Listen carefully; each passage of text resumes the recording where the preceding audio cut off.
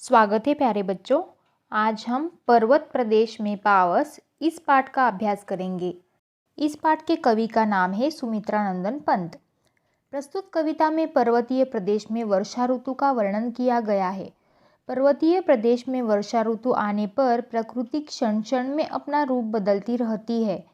कवि ने ऐसी ही अपनी एक अनुभूति को कविता के रूप में अभिव्यक्त करते हुए तालाब और झरनों का सुंदर ढंग से चित्रण किया है।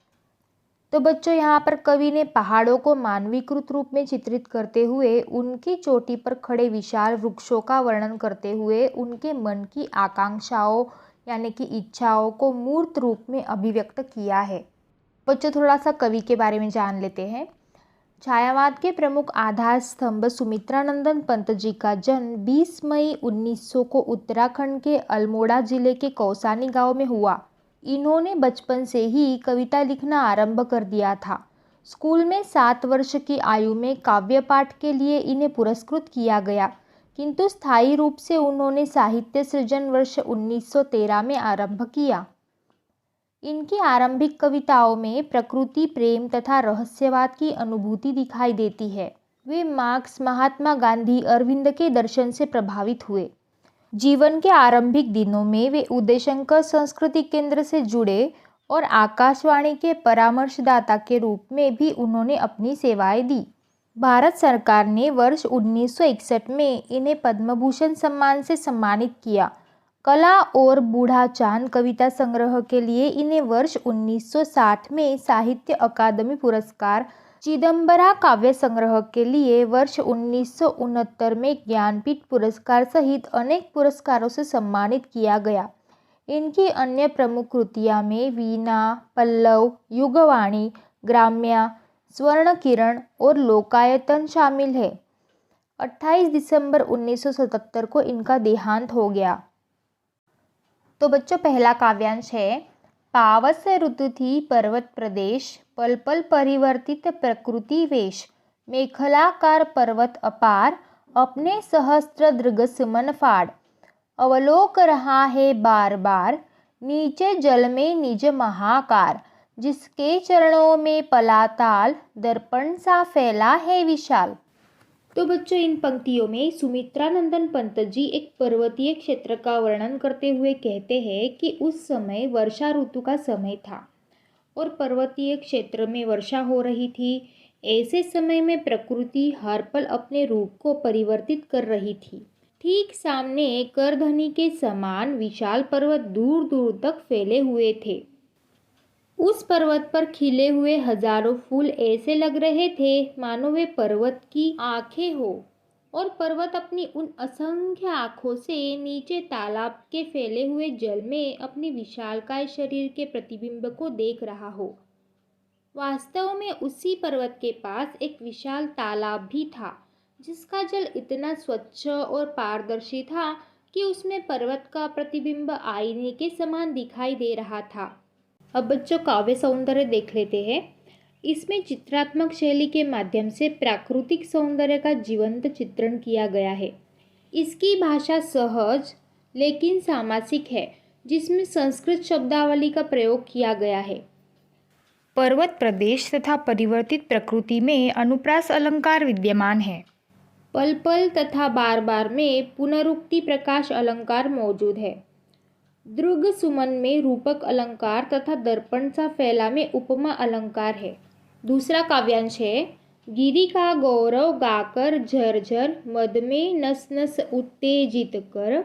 मोती की लड़ियों से सुंदर, झरते हैं झाग भरे निर्झर। गिरिवर के उर से उठ उठ कर, उच्चाकांक्षाओं से तरुवर है। झाक रहे नीरव नभ पर, अनिमेष अटल कुछ चिंता पर। तो बच्चों, यहाँ पर कवि हमें कहते हैं कि पर्वतों पर बहने वाले झरनों की झरझर की आवाज़ को सुनकर ऐसे लगता है मानो वे पर्वतों का गुणगान कर रहे हो। उनकी आवाज़ को सुनकर नस नस में जोश भर जाता है तथा मन उत्साह एवं उमंग से भर जाता है।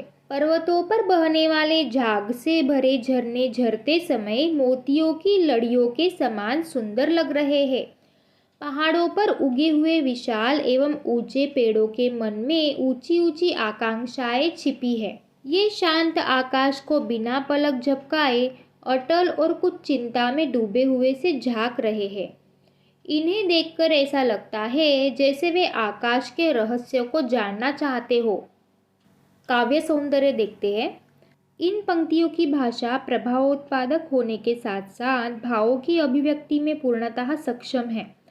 संस्कृत शब्दों का प्रयोग स्वच्छंदता पूर्वक किया गया है। झरझर, नस नस तथा उठ उठ में पुनरुक्ति प्रकाश अलंकार मौजूद है।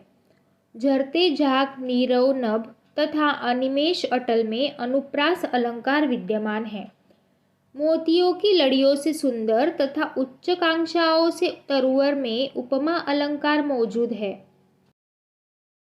तीसरा काव्यांश है, उड़ गया अचानक लो भूधर, फड़का अपार पारद के पर, रवशेष रह गए हैं निर्झर, है टूट पड़ा भू पर अंबर, धस गए धरा में सभय शाल, उठ रहा धुआं जल गया ताल, यो जलद यान में विचर विचर, था इंद्र खेलता इंद्रजाल।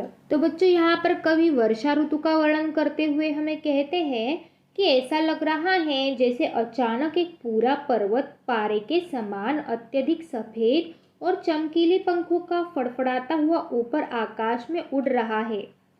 झरनों की तो केवल आवाज ही सुनाई दे रही है, अर्थात वही शेष रह गई है।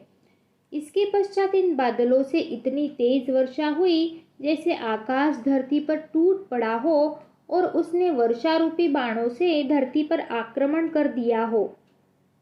शाल के विशाल वृक्ष बादलों के झुंड में ऐसे प्रतीत हो रहे हैं जैसे वे भयभीत होकर धरती में धंस गए हो। तालाब के जल से इस तरह धुआं उठने लगा है मानो उसमें आग लग गई हो। इस प्रकार वर्षा के देवता इंद्र बादल रूपी विमान में घूम घूम कर अपने जादुई करतब दिखा रहे हैं, जिसके कारण पर्वतों पर क्षण क्षण में विचित्र और अद्भुत दृश्य दिखाई दे रहे हैं।